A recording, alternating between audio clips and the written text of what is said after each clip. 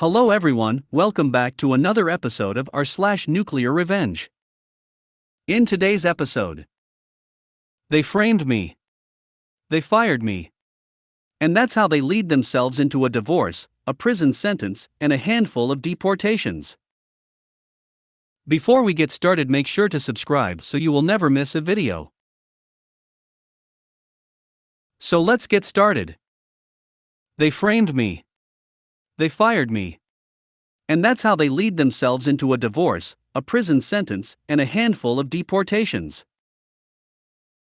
This is a long one, but if you stick with it until the end, you will learn how I was framed and fired from my job, and accidentally set off a chain reaction that led to a staff overhaul with several managers being fired or moved to other restaurants, the general manager being fired and getting a divorce, and one of the managers being investigated by the FBI and ultimately arrested, as well as several of the workers being deported. Here we go. I used to work at an upscale restaurant owned by a large corporate entity that owns several different restaurant brands. I worked there for about 3.5 years before they eventually fired me, but more about that later. First, I want to give an idea of my role there.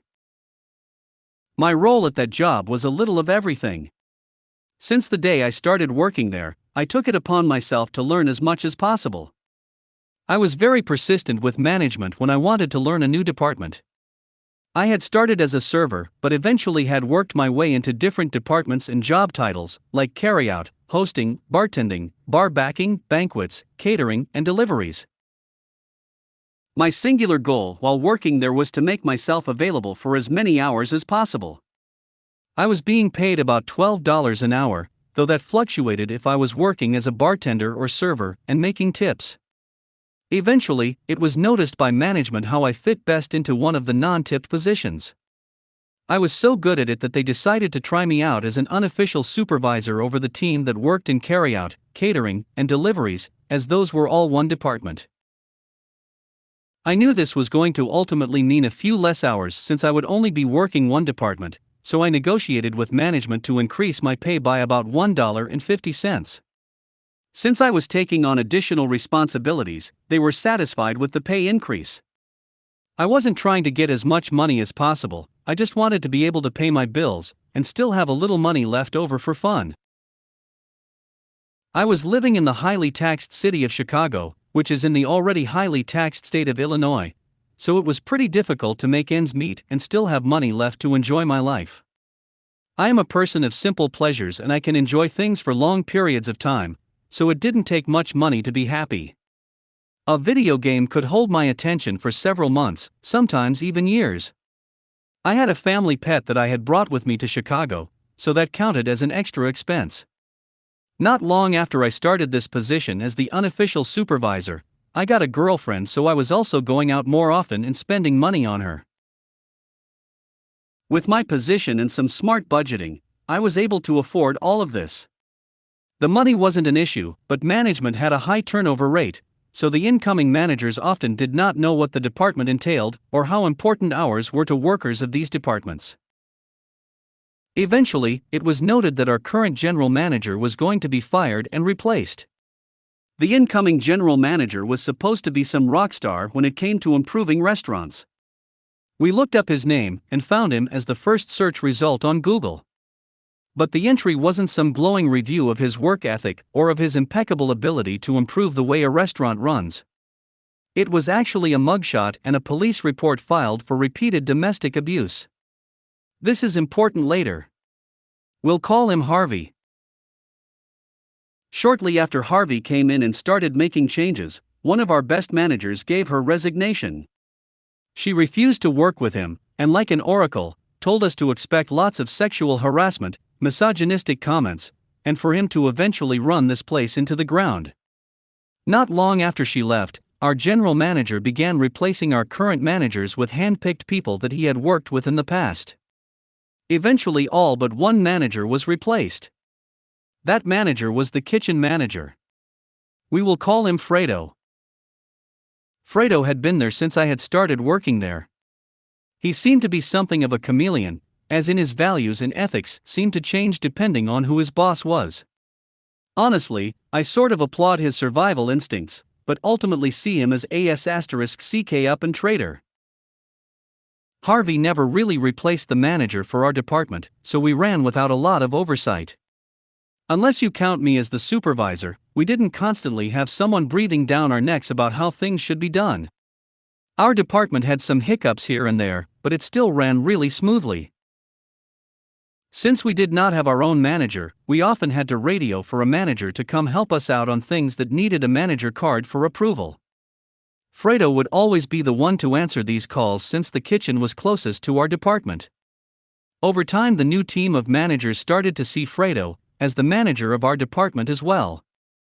However, the hourly team that worked there still saw me as their supervisor.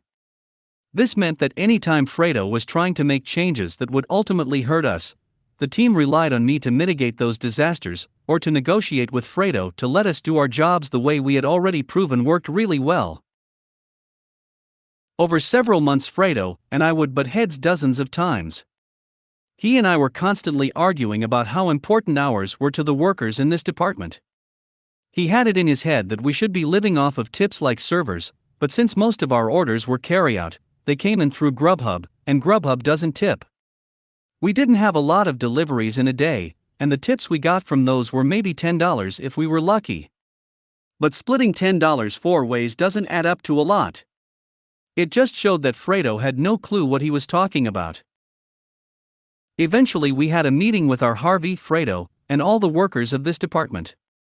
It was marketed as a chance to voice all our grievances and concerns with the changes they wanted to make with no chance of retaliation. So the workers did exactly that. They talked about how Fredo was trying to cut hours even though he isn't our actual manager. When it was brought up that they were attempting to hire someone to be the manager, the team suggested that I take over since I had already been supervising them and running things smoothly for the last several months. I was also the one that management consulted with when writing schedules, as I had an understanding of the days some workers could and couldn't work depending on their school schedules or family life. I could see at the moment it was suggested that Harvey and Fredo made the decision on the spot that I had to be gotten rid of. Although they didn't say it, I could see the look they gave each other, and instinctively knew that my days at this place were numbered and my job was going to be getting the axe one way or another. They made a bunch of promises to us about not cutting hours. They told us that they would stop sending all but one person home early and only leaving one person to clean everything and close up by themselves, as this wasn't a small department and it was simply too much for one person to do alone while still meeting health and safety standards. They promised that whatever hours we were scheduled for, we would work. We weren't trying to be unreasonable, so we told them that we usually have 3 or 4 people scheduled to work our department. They could cut 2 of them early, but we always needed at least 2 people here to help close properly. The promise was made that they would always have at least 2 closers. However, only about a week later, they started sending all but one person home early again every night. One night they tried to do it while I was scheduled as the closer, and we had just returned from a massive catering event, and there was an unbelievable amount of cleanup left to do for one person. When Fredo came in and tried to send everyone except me home, I stepped up and told him that he was consistently breaking the promise he had made it to us during the meeting. He looked me square in the face and told me to stop complaining about it, and if I was going to keep trying to talk to him about him breaking his promises, he could easily find someone who could work my shifts. I quickly realized that this was an assassination attempt on my job. He wanted me to press it further. So I backed off and started cleaning. I ended up having to stay way late, and that meant overtime pay anyway. I got a write-up for that, since we aren't allowed to work overtime without a manager's approval. When I refused to sign the write-up, pointing out that I had tried to explain to Fredo that I wouldn't be able to clean up all that stuff alone before my scheduled shift ended, I was allowed to leave without signing the write-up, but only because the HR rep that was present at the time wasn't one of Harvey's cronies. Skip ahead to the day I was fired. It is important to note at this point that I always came into work an hour early. Since we lived in Chicago, food was expensive. However, at our job we were allowed to have as much free soup and bread as we liked. So I would come into work 1 hour early every day, so I could have some soup and bread for lunch before my shift. But on this day, When I walked into the kitchen to get myself some soup, one of the line cooks told me that he had a dish that had been cancelled after he cooked it, and Fredo had told him to give it to someone. He assured me Fredo had already comped it, and that it was free to take for whoever wanted it.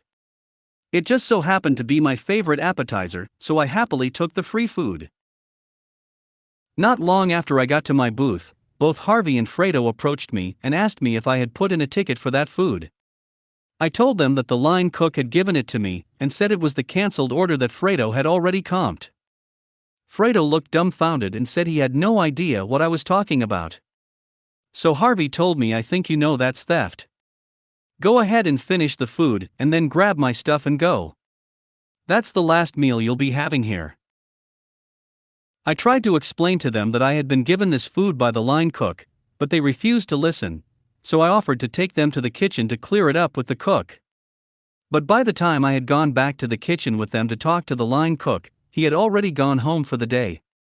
I had no choice but to gather my stuff, say my goodbyes, and head home. On my way out, I told the people working my department that afternoon what had happened, exactly as it happened. They were shocked and angry, but mostly sad to see me go.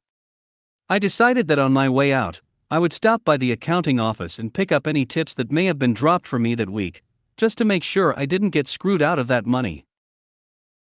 Before heading down, I had the gut feeling to just set my phone to record, and I stuffed it into my pocket with the camera rolling.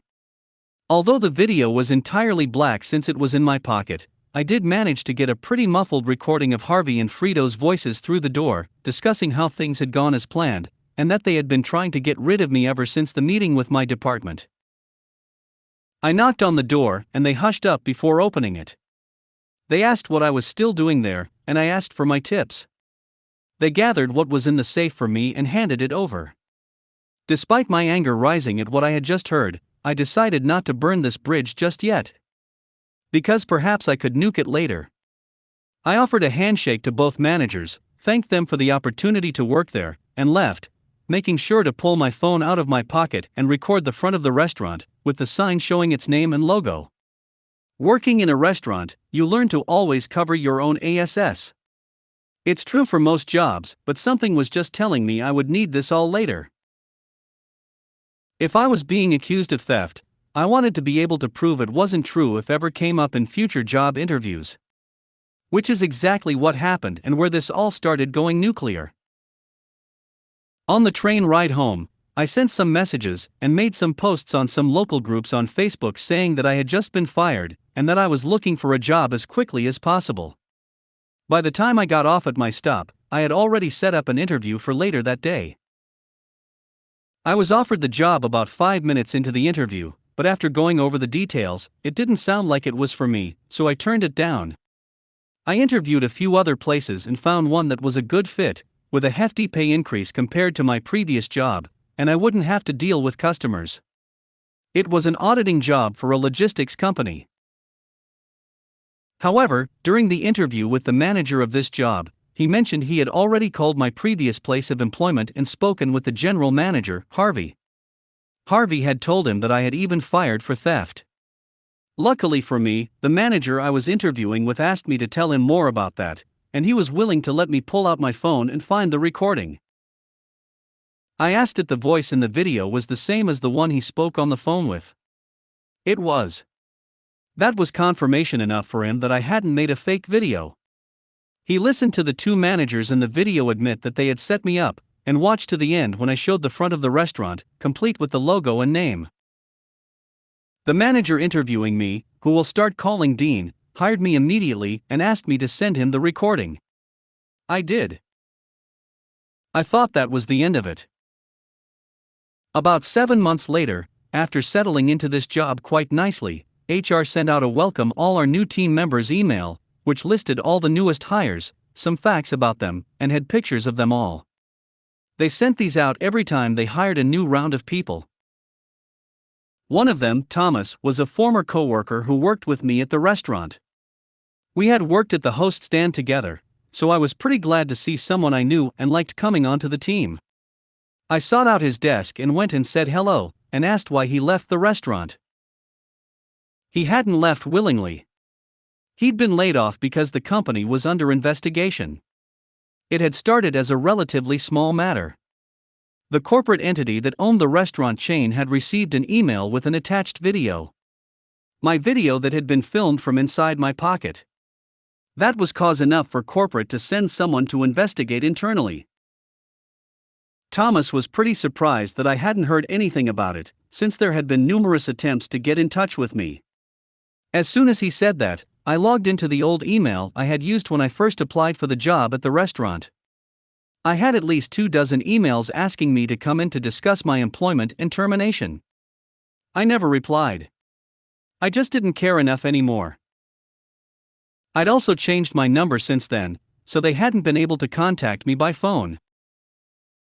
Thomas continued explaining that before corporate had sent someone, Harvey and Fredo had talked with my department and tried to offer them all a small pay increase to spin corporate a story about how I was incompetent at my job and failed to live up to my duties.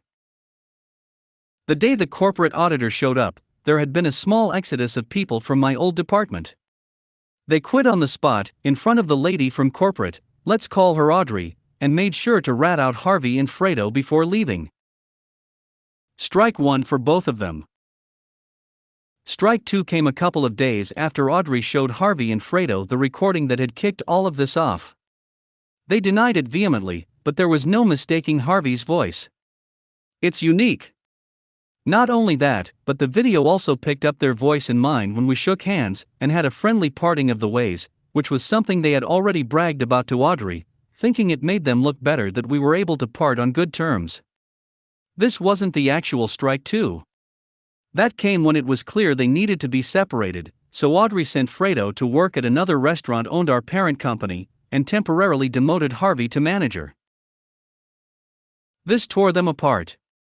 They had once been an inseparable evil team, but the pressure of the investigation must have pushed them over the edge. They ended up at each other's throats, on Facebook, on a public post on the company page. The post had since been deleted, but Thomas explained it as the following. Fredo had been pictured in the Facebook post on the restaurant page, and Harvey made a passive-aggressive comment about how Fredo shouldn't even be in the picture since had been moved to another restaurant due to misconduct. Fredo saw this comment and said something along the lines of, at least when people Google my name, I don't show up as the guy that punched his wife. To which Harvey responded, very funny from the guy who was cheating on his wife with Janet's sister. Not her real name, but Janet was the girl they appointed to officially supervise my old department after they fired me, the unofficial supervisor. Fredo replies to that by saying, like you haven't tried with half the waitresses. They all have stories about you trying to fuck them. The post was deleted, but not before it had been seen by Audrey the auditor. That was officially strike two. Strike three came the next day when Audrey started interviewing the female waitstaff and bartenders, seeing if any of them could confirm that Harvey had tried to make a move on them. All of them were interviewed separately, several of them had similar stories. Every girl that confirmed Harvey had made a move on them all said he had offered to be their sugar daddy if they would send nudes or stay after closing to fool around with him. Harvey was fired. But that isn't the worst of it. Audrey the auditor wasn't just some random woman from corporate. She was the old regional manager for this area, and had personally hired Harvey's wife as the general manager of another restaurant in the city. So she called up the restaurant Harvey's wife worked at and told Harvey's wife everything she had learned from the female waitstaff. We learned later that they had gotten a divorce over him trying to cheat on her after she'd already given him a second chance to change after he had beat her. I don't know what compelled her to give him a second chance after something like that, but she sure didn't give him a third. After firing Harvey, the line cook who had given me the food was interviewed by Audrey. I don't know how it came up, but at some point, he had let it slip that he was an illegal immigrant. She had his file in her hand, with an Illinois ID and social security number on file, so this confused her, and she pressed him for more information. It turns out that Fredo had some connections, and had his own miniature black market going on where he would have fake social security cards and IDs made for the illegal immigrants he was hiring at reduced wages. It had been going on for at least 4 years. Needless to say, this is a felony. With the potential PR nightmare that she was likely dealing with, she felt she had no choice but to alert the authorities. Local PD enlisted the help of the FBI since some of the evidence led them beyond the jurisdiction of the local police. Fredo was arrested and quickly gave up the names of the people working that he had sold social security cards and IDs to. I'm not sure if he gave up all of them, but he did name drop about 14 people, and of those 14, at least half were deported by the time Thomas had been let go. One of them was the line cook that had given me the food the day I was fired. Thomas went on to explain that it had all started with me being fired, but I never sent that recording to corporate. I'd only sent it to Dean when he hired me. I asked him about it, and he told me he had sent it to his wife, since she was a lawyer. He wanted to see if I had a case to maybe sue my old job, since what they had done was wrong. But he also remembered that when we had first talked about it, I had said I'm not the type of person who would try to make millions off an entire company because of the mistakes of 2A****s. But I'd also said that it would be pretty sweet to see them lose their jobs too. So his wife had been the one that sent it to the legal team at the corporate HQ of my old restaurant job. My boss showed it to his wife, who forwarded it to the real head honchos of my old job. They were both just trying to get two scumbags fired for what they did to me, but ended up pulling a thread so long that it didn't end until there were sexual harassment accusations, revelations about managers cheating on their wives with girls related to people they had placed in positions of authority, a divorce, mass layoffs pending investigations, a staff overhaul, an FBI investigation into what could be considered black market dealings of falsified government-issued documents, and at least a half-dozen deportations and probably as many as 14. I don't know if this counts as nuclear revenge, as I didn't actively pursue it. But Thomas ended up showing me that even if it wasn't revenge, it was definitely nuclear, and the crater it had left was massive. If you made it to the end of the video, thanks for watching. Don't forget to like, subscribe and share, and we will see you in the next video.